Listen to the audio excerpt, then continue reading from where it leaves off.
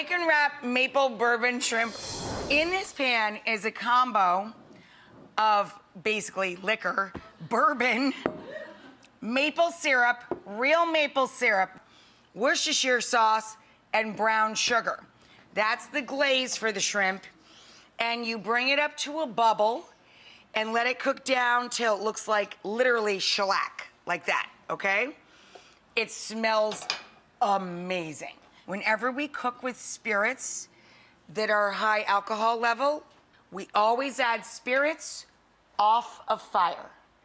All right, that was a drag, but I had to do the lecture. Come on down here. For the shrimp wrapped with bacon, which is fun, yay, we always bake bacon, period. For this or anything else, Sunday breakfast, Monday morning, who cares? You cook it like we do in food service. Always bake bacon on a flat tray. You never have to turn it. The fat drips away as it's cooking. It cooks evenly. When you cook bacon in a pan, it ripples. Some of it's overcooked, some of it's undercooked. But for wrapping shrimp or scallops, for any hors d'oeuvre recipe, mine or anybody else's, always par bake the bacon for about 5 minutes or so in a hot oven so that it can start to shrink.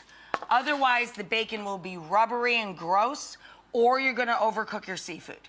So I cut the bacon in half across because half a slice is more than enough for one scallop or one shrimp.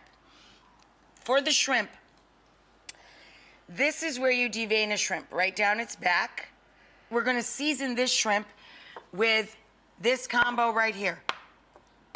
Mustard, garlic, onion, salt, and pepper, of course. You douse the shrimp with this. Be liberal. Be liberal.